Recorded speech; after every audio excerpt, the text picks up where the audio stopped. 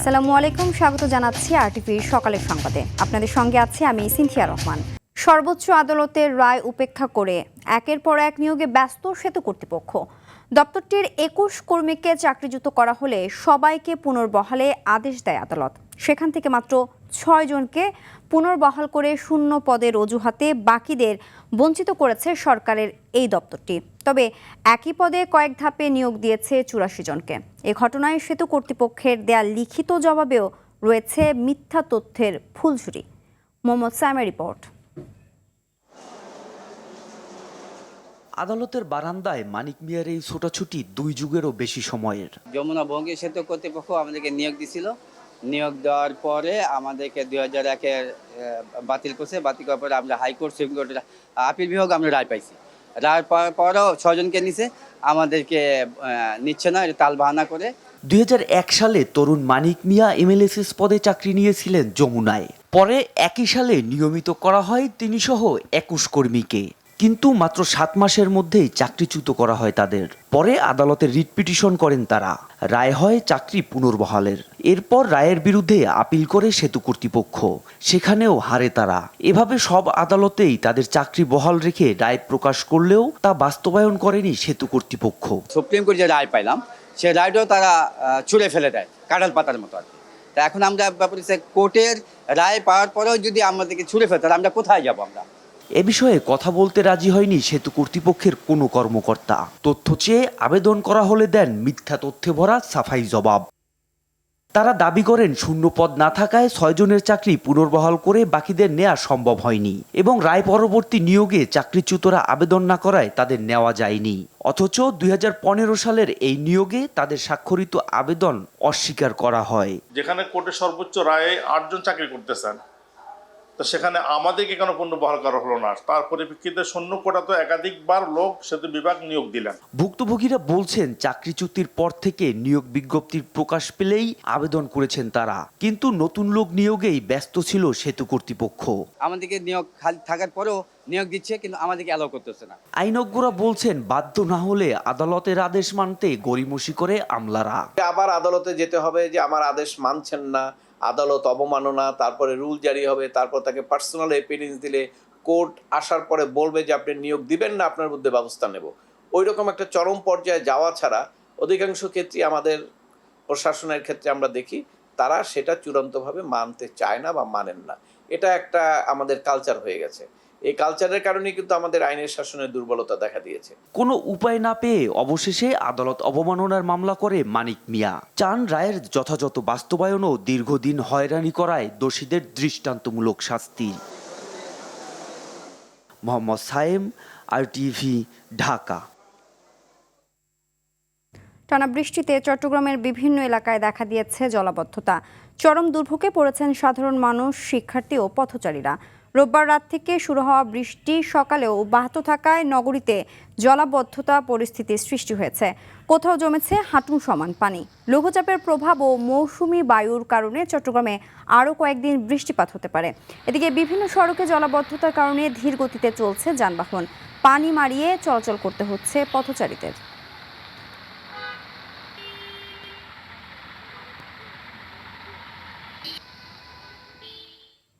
এ বিষয়ে আরও জানতে চট্টগ্রাম থেকে সরাসরি যুক্ত হচ্ছেন সহকর্মী সাইফুল মাহমুদ। সাইফুল, চট্টগ্রাম নগরীর সার্বিক অবস্থা সম্পর্কে জানাবেন।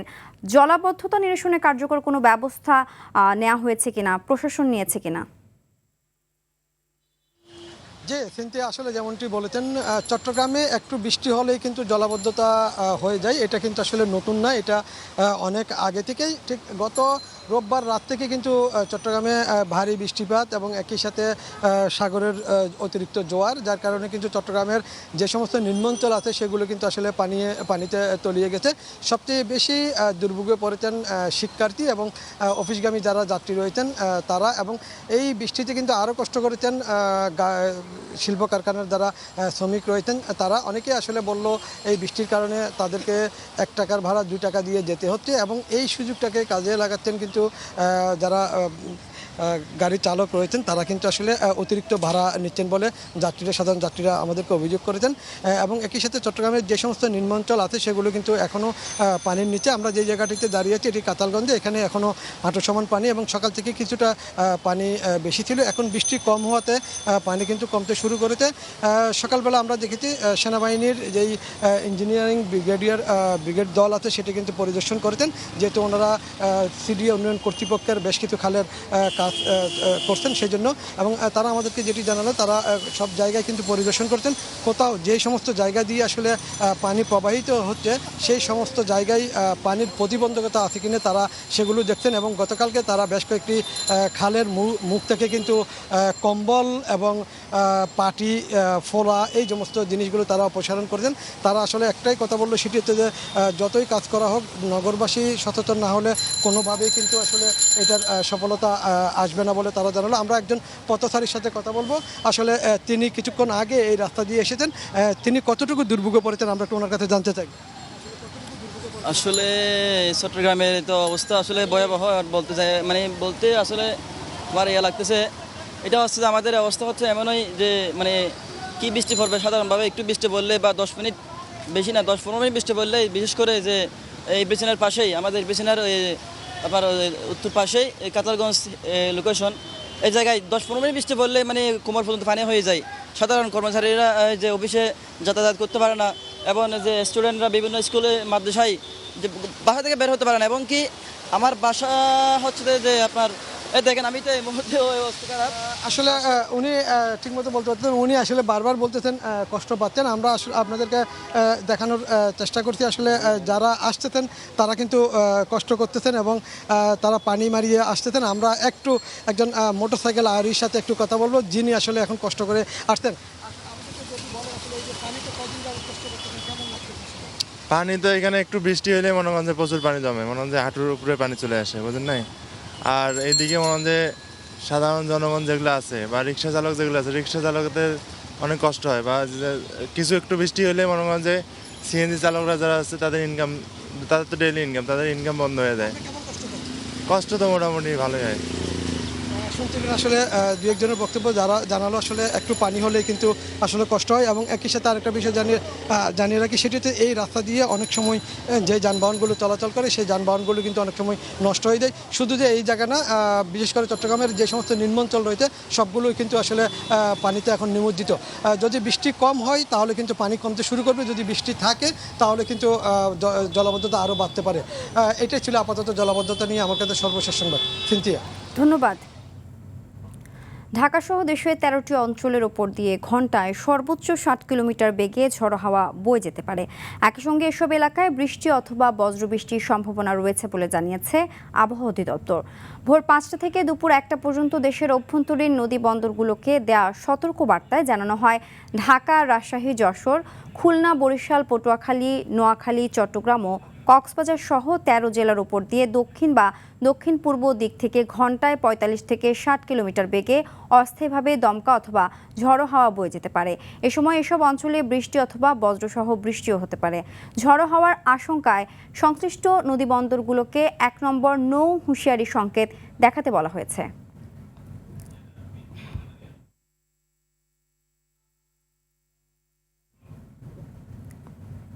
পটুয়াখালীতে ঘন ঘন লোডশেডিংয়ে তীব্র ভোগান্তিতে পড়েছেন সাধারণ মানুষ। 24 ঘন্টার মধ্যে 12 থেকে 14 ঘন্টায় দেখা মেলে না বিদ্যুতের। চাহিদার তুলনায় সরবরাহ করা হচ্ছে অর্ধেক বিদ্যুৎ। এতে স্থবিরতা দেখা দিয়েছে শিল্প কারখানা, দোকানপাট, হাসপাতাল, বরফকল সহ বিভিন্ন প্রতিষ্ঠানের দৈনন্দিন কার্যক্রমে। পটুয়াখালী থেকে মুফতি সালাউদ্দিনের পাঠানো তথ্যচিত্রে আরও জানাচ্ছেন আব্দুল হামিদ। অপেক্ষার প্রহর গুনতে গুনতে দিন পেরিয়ে রাত হয়, আবার রাত পেরিয়ে দিন, তবু বিদ্যুৎ নামের সোনার হরিণের দেখা মিলছে না পটুয়াখালীতে। চলতি মাসের শুরু থেকেই জেলা জুড়ে শুরু হয়েছে ভয়াবহ লোডশেডিং। এতে থমকে গেছে জনজীবন।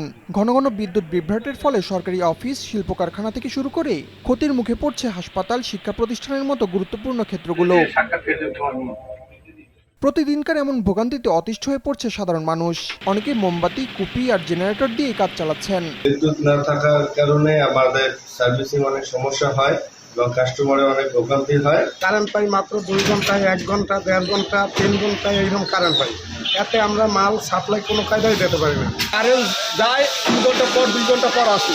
আবার দেখা গেছে দুপুরে নেয়, 3টায় দেয়, কিন্তু আমরা কাজ করে মজা পাই না। মানে একটা মোম মনে করেন আধা ঘন্টার মধ্যে 20,000 একটা মোম, হ্যাঁ জ্বালা লাগে 4-5টা। তারপর আমরা গরম পানি দিয়ে চা করে কেটলি করি, হ্যাঁ কারেন্ট পাই না।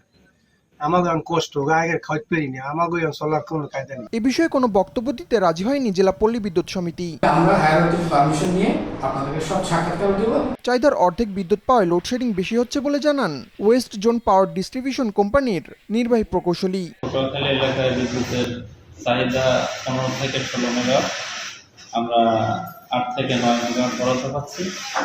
তো এটা আমাকে বিভিন্ন ফিডার লোডশেড করে এই পরিস্থিতি মোকাবেলা করতে আশা করতেছি এটা দ্রুত এটা লোডশেড থাকবে না। পটুয়াখালীতে 106 মেগাওয়াট বিদ্যুতের চাহিদা থাকলেও দেওয়া হচ্ছে মাত্র 57 মেগাওয়াট। দ্রুত ঘাটতি বিদ্যুৎ সরবরাহ না করলে বিপর্যয় আরো দীর্ঘায়িত হবে বলছেন সংশ্লিষ্টরা। আব্দুল হামিদ, RTV। টানা 4 সপ্তাহ ধরে তীব্র গ্যাস সংকটে টঙ্গী শিল্পাঞ্চলের কারখানাগুলোর উৎপাদন ব্যবস্থা পুরোপুরি থমকে গেছে। গ্যাস স্বল্পতার কারণে উৎপাদন ব্যাহত হওয়ায় বাধ্য হয়ে শ্রমিকদের সাময়িক অব্যাহতি দিচ্ছে অনেক কারখানা কর্তৃপক্ষ। এতে বেকার হয়ে পড়ার আশঙ্কায় চরম উৎকণ্ঠায় দিন কাটাচ্ছেন হাজার হাজার শ্রমিক। টঙ্গী থেকে নাইমুল হাসানের পাঠানো তথ্যচিত্রে জানাচ্ছেন লিওন আজাদ। টঙ্গী শিল্পাঞ্চলে রপ্তানিমুখী তৈরি পোশাকের সহযোগী প্রতিষ্ঠান ও ড্রাইং কারখানাগুলোতে গ্যাসের সংকট এখন চরম আকার ধারণ করেছে। গ্যাসের স্বল্প চাপে চালানো যাচ্ছে না বেশিরভাগ মেশিন, ফলে সময়মতো রপ্তানি আদেশ বাস্তবায়ন অনিশ্চিত হয়ে পড়েছে এবং প্রতিদিন বড় অঙ্কের লোকসান গুনতে হচ্ছে কারখানাগুলোকে। পরিস্থিতি সামাল দিতে অনেক কারখানা মালিক বাধ্য হয়ে শ্রমিকদের সাময়িকভাবে চাকরি থেকে অব্যাহতি দিচ্ছেন। আগে আমাদের ওয়ার্কার ছিল 220 জন, তো ওই জায়গা থেকে আপাতত 50% আমরা সাময়িকভাবে তাদেরকে অব্যাহতি দিয়েছি। যদি আবার আগের মতো গ্যাস আছে তখন আমাদের সকল লোক আবার আমরা নিয়োগ দিব। তাদেরকে এভাবে বলে আপাতত আমাদের মানে পর্যায়ক্রমে 10% বা 20% ভাবে আমরা চালাইতেছি। প্রতিনিয়ত আমাদের যে উৎপাদন ব্যাঘাত করতেছে, আমাদের যে শিপমেন্ট শিডিউল কোনো শিপমেন্ট শিডিউল মিট করতে পারতেছি না। আমরা লাইনেও গ্যাস পাচ্ছি না, সেম পাম্প থেকেও গ্যাস পাচ্ছি না, যে কারণে বর্তমানে আমাদের উৎপাদন টোটালি স্টপ। তিতাসের দেয়া তথ্য অনুযায়ী টঙ্গী শিল্পাঞ্চলে প্রতিদিন প্রায় 65 লাখ ঘনফুট গ্যাসের চাহিদা রয়েছে। এর বিপরীতে সরবরাহ পাওয়া যাচ্ছে মাত্র 25 লাখ ঘনফুট। এদিকে শিল্প কারখানার পাশাপাশি সাধারণ মানুষের ভোগান্তিও চরমে উঠেছে। টঙ্গীর সিএনজি স্টেশনগুলোতে ঘন্টার পর ঘন্টা লাইনে থেকেও গ্যাস পাচ্ছেন না যানবাহন চালকরা। এ বিষয়ে টঙ্গী তিতাসের আঞ্চলিক বিক্রয় ও বিপণন কেন্দ্রের ব্যবস্থাপক মেজবাউর রহমান ক্যামেরার সামনে কোনো মন্তব্য করতে রাজি হননি। তবে দ্রুত গ্যাস সরবরাহ স্বাভাবিক না হলে এই শিল্পাঞ্চল আরও বড় ধরনের অর্থনৈতিক বিপর্যয়ের মুখে পড়তে পারে বলে মনে করছেন সংশ্লিষ্টরা। Leon Azad, RTV। এদিকে গ্যাসের তীব্র সংকট দেখা দিয়েছে গাজীপুরের কালিয়াকৈরে। সিএনজি পাম্প ও বাসাবাড়ি সহ গ্যাস সংকট রয়েছে শিল্প কারখানাতেও। উৎপাদন ব্যাহত হচ্ছে গত কয়েকদিন ধরে। এর জের ধরে অনেক কারখানা ছুটি দিয়েছে কর্তৃপক্ষ। এদিকে বাসাবাড়িতে গ্যাসের তীব্র সংকটে ক্ষোভ ঝাড়ছেন শ্রমজীবী মানুষেরা। অন্যদিকে গ্যাস সংকটে চরম ভোগান্তিতে পড়েছেন চালকেরা। ঘন্টার পর ঘন্টা অপেক্ষা করেও গ্যাস মিলছে না অনেকের। কোথাও আবার গ্যাস না পেয়ে ফিরে যেতে হচ্ছে অনেককে। এতে ভোগান্তির পাশাপাশি প্রভাব পড়ছে পরিবহন চলাচলেও।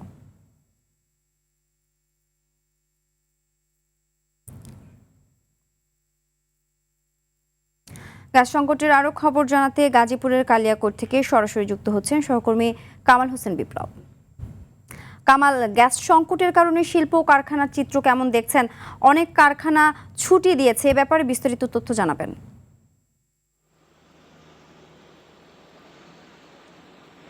জি ছিন্তিয়া, আপনি জানেন প্রায় 1 মাস অতিবাহিত হতে চলছে গ্যাস সংকট, তীব্র গ্যাস সংকট কালিয়াকৈরে। আমি সকাল থেকে বিভিন্ন কারখানায় খোঁজ নিয়ে দেখেছি, অনেক কারখানাতে গ্যাস সংকটের কারণে কিন্তু উৎপাদনে ব্যাপক ব্যাহত হচ্ছে, যার ফলে বিদেশি যে শিপমেন্ট রয়েছে সেগুলো কিন্তু সময় মতো তারা দিতে পারবেন না, যার ফলে কিন্তু ব্যাপক ক্ষতি সাধন হবে বলে জানিয়েছেন কারখানার কর্তৃপক্ষ। তবে অনেক শিল্প কারখানা এই গ্যাস সংকটের কারণে কয়েকদিন ধরে ছুটি ঘোষণা করেছেন। সেই ছুটিতে কিন্তু যে শ্রমিক রয়েছে তারা কিন্তু বেকার হয়ে পড়েছেন। এদিকে যে কালিয়াকৈর সিএনজি পাম্প রয়েছে সেগুলোতে কিন্তু তীব্র গ্যাস সংকট। এই সংকট কবে নাগাদ সমাধান হবে সেটাও কিন্তু নিশ্চিতভাবে জানেন না এই সিএনজি পাম্প কর্তৃপক্ষ। তবে আমি সকাল থেকে বিভিন্ন সিএনজি পাম্পে ঘুরে দেখেছি, অনেক সিএনজি পাম্প বন্ধ রয়েছে। আমি যে গাড়ি চালক রয়েছে, সিএনজি গাড়ি চালক, তাদের সাথে কথা বলেছি, তারা জানিয়েছেন এই সংকট যদি সমাধান না হয় তাহলে কিন্তু তাদের পরিবার নিয়ে চলতে হিমশিম খেতে হচ্ছে বলে তারা জানিয়েছেন। এদিকে মহাসড়কে গ্যাস সংকটের কারণে কিন্তু অনেক যানবাহন কমে গেছে। তবে আপনাকে বলি, অনেক শিল্প কারখানা কিন্তু এই গ্যাস সংকটে ছুটি ঘোষণা করেছেন। জি চিন্তা, এই ছিল গ্যাস সংকট নিয়ে কালিয়াকৈর থেকে সর্বশেষ খবর। ধন্যবাদ। ঢাকার শিল্পাঞ্চল, আশুলিয়ার আরিচা, নবীনগর, চন্দ্রা, বাইপাইল সহ মহাসড়কের বিভিন্ন পয়েন্টে প্রতিনিয়ত বাড়ছে ব্যাটারি চালিত অটোরিকশা আর ইজি বাইকের দৌরাত্ম্য।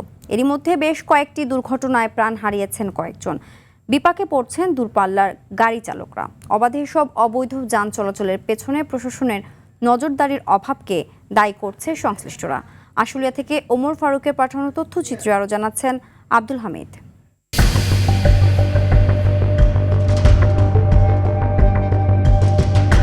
নিয়মনীতির তোয়াক্কা না করে প্রশাসনকে বুড়ো আঙুল দেখিয়ে এভাবেই আশুলিয়ার ঢাকা রিচা, নবীনগর, চন্দ্রা ও বাইপাইল আবদুল্লাপুর মহাসড়কে দাপিয়ে বেড়াচ্ছে ব্যাটারি চালিত অটোরিকশা আর ইজি বাইক। মহাসড়কের বিভিন্ন পয়েন্টে দুপাশে স্ট্যান্ড বানিয়ে রাখা হয়েছে অটোরিকশা। বেশিরভাগ সময়ই উল্টো পথে চলছে এসব অবৈধ যান। দূরপাল্লার যানবাহনের সঙ্গে প্রায় ঘটছে সংঘর্ষ।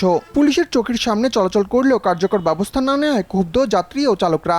কোনো সময় লুকিং গ্লাস বাধা দেয়, ভাঙ্গা দিয়ে আরো ওদেরই পাওয়ার বেশি, উল্টা দিক দিয়ে বেশি আসে, এসে জাম বাধা দেয় রাস্তা, ওই জামে আমাদের পরে থাকতে হয় ঘন্টার পর ঘন্টা। দুর্ঘটনার শিকার হলে, অ্যাক্সিডেন্ট হইলে তাদের ফ্যামিলিগত দিক দিয়েও অনেক বিভ্রান্তির ভিতরে পড়ে যায়। মূলত অটোটা কন্ট্রোলে থাকলেই বেশি ভালো। এই লাইনে যদি অটোরিকশা চলে, ডান দিক থেকেও আসে, বাম দিক থেকেও আসে, এই কারণে আমাদের আমরা যারা পথচারী তাদের অনেক সমস্যা হয়। তবে পেটের দায় ঝুঁকি নিয়ে মহাসড়কে চলাচল করতে হচ্ছে বলে জানান অটো চালকরা। হাইওয়ে রাস্তায় তো আসতে চাই না, যাত্রীর চাপের কারণে আসে। রোডের মধ্যে গাড়ি চলে হাই পুলিশে 2600 টাকা জরিমানা হয়, আবার কিছু পরে আবার ধরে আবার 2600 টাকা নেয়। এটা তো সরকারের ঠিক না। সাইডে যদি আলাদা একটা লেন থাকে তাহলে আমাদের মনে হয় একটু ভালো হয়, সুবিধা হয়।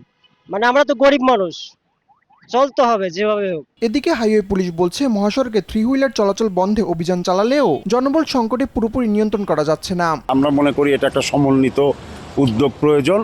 তবে আমরা চেষ্টা করি এগুলোকে মোটামুটি নিয়ন্ত্রণে রাখার চেষ্টা করি, কিন্তু আসলে আমরা এটাতে সফলকাম হতে পারছি না। মহাসড়কে অটোরিকশা চলাচল সম্পূর্ণ নিষিদ্ধ থাকলেও মানছেন না চালকরা। প্রশাসনের উদাসীনতা আরও সাহস দিচ্ছে তাদের। শৃঙ্খলা ফেরাতে শুধু মামলা নয়, স্থায়ী সমাধানের জন্য সার্ভিস লেন নির্ধারণ, বিকল্প রাস্তা সংস্কার এবং কঠোর নজরদারির দাবি স্থানীয়দের।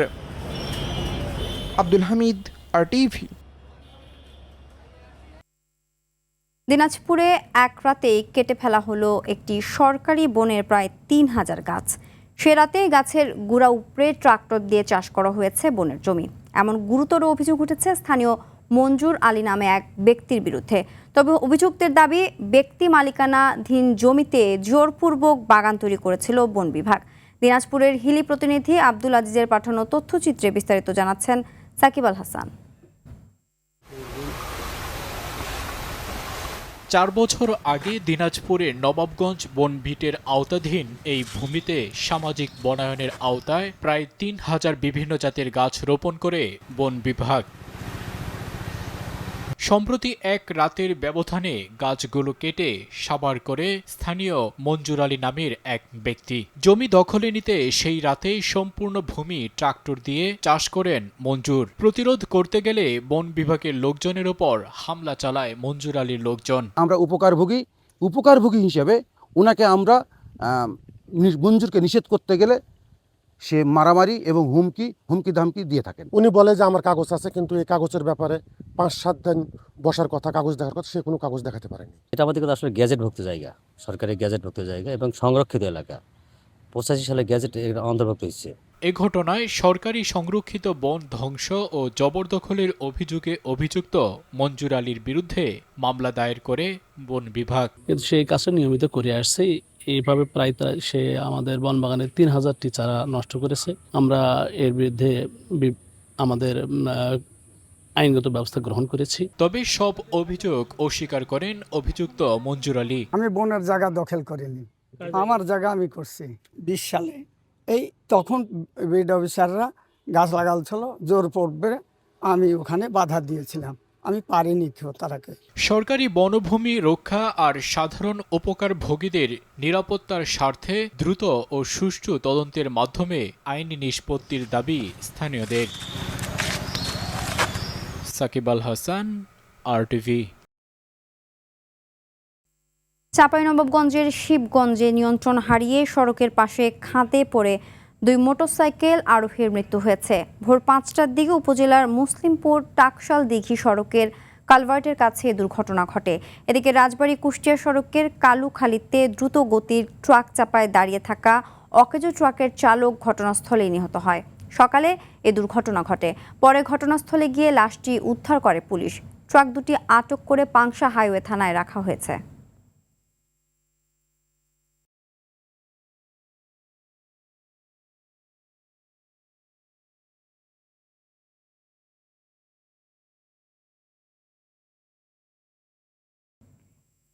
আইডিএলসি পরিবর্তনের পথে বাংলাদেশ।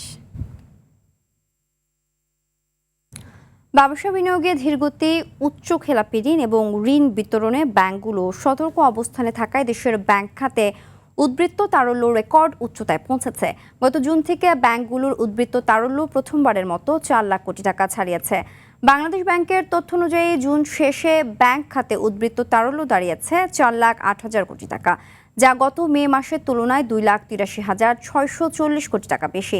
মে মাসে যার পরিমাণ ছিল 3,37,000 কোটি টাকা, অর্থাৎ এক মাসে উদ্বৃত্ত তারল্য বেড়েছে 71,000 কোটি টাকা।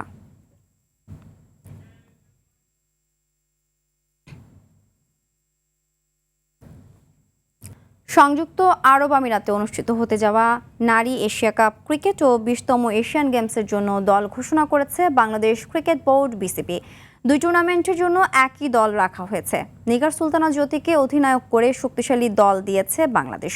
দলে আছেন অভিজ্ঞ নাহিদা আক্তার, শারমিন সুলতানা, সুবহানা মুস্তারির মতো ক্রিকেটাররা। এশিয়া কাপ শুরু হবে 28 আগস্ট, পর্দা নামবে 13 সেপ্টেম্বর। পরে বাংলাদেশ নারী দল সরাসরি জাপানে 20তম এশিয়ান গেমসে অংশ নিতে উড়াল দেবে।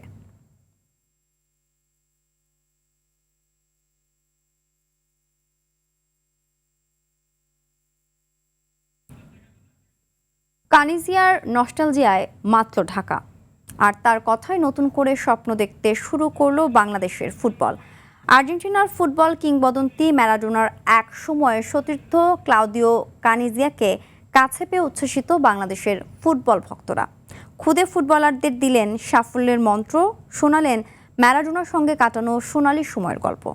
আর বাংলাদেশের ফুটবল নিয়েও দেখালেন বড় স্বপ্ন, একদিন বিশ্বকাপ খেলবে বাংলাদেশ। বিস্তারিত কাজী মাহিম হাসানের রিপোর্টে। ফর্টিসের সবুজ ঘাসে শেষ বিকেলের বৃষ্টি, মেঘলা আকাশ, চারপাশে খুদে ফুটবলারদের উচ্ছ্বাস। সেই উচ্ছ্বাসের কেন্দ্রে দাঁড়িয়ে আর্জেন্টাইন ফুটবলের এক জীবন্ত কিংবদন্তি ক্লাউদিও কানিজিয়া। এক সময় যার দুর্দান্ত গতি আর সোনালি চুলের ঝলকে মাত্র বিশ্ব ফুটবল। 90-এর বিশ্বকাপে যিনি হয়ে উঠেছিলেন আর্জেন্টিনার অন্যতম ভরসা, সেই কানিজিয়াকে সামনে পেয়ে ঢাকা ইন্টার স্কুল চ্যাম্পিয়ন্স লিগের সমাপনী যেন রূপ নেয় স্মৃতির এক বিকেলে।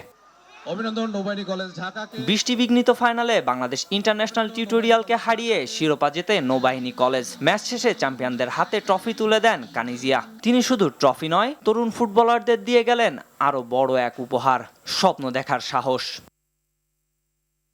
খুদে ফুটবলারদের উদ্দেশ্যে কানিজিয়ার বার্তা, ফুটবলের সাফল্যের কোনো শর্টকাট নেই। প্রতিদিন অনুশীলন, শৃঙ্খলা, সঠিক প্রস্তুতি আর মানসিক দৃঢ়তাই একজন ফুটবলারকে পৌঁছে দিতে পারে লক্ষ্যে। Playing in great or in good countries and good champions. কানিজিয়া মানেই যেন ফিরে যাওয়া সেই সোনালী 90-এ। আর তার ফুটবল স্মৃতির সবচেয়ে উজ্জ্বল অধ্যায়ের নাম দিয়াগো মারাদোনা। একই জার্সিতে লড়ছেন বিশ্বকাপের মঞ্চে, মাঠের সতীর্থ থেকে হয়ে উঠেছেন ঘনিষ্ঠ বন্ধু। মারাদোনার কথা উঠতেই তাই আবেগী হয়ে পড়েন কানাজিয়া। দুই বন্ধুর সেই চুমুর মুহূর্তও তার কাছে আজ শুধুই ফুটবল নয়, বন্ধুত্বের এক নির্মল স্মৃতি।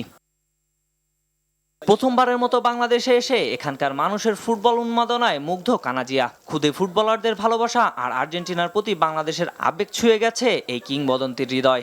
আর সেই ভালোবাসার প্রতিদানই যেন বাংলাদেশের ফুটবলকে নিয়ে দেখালেন আশার আলো। বিশ্বকাপে এখন 48 দলের সুযোগ, ভবিষ্যতে আরও বাড়তে পারে অংশগ্রহণকারী দলের সংখ্যা।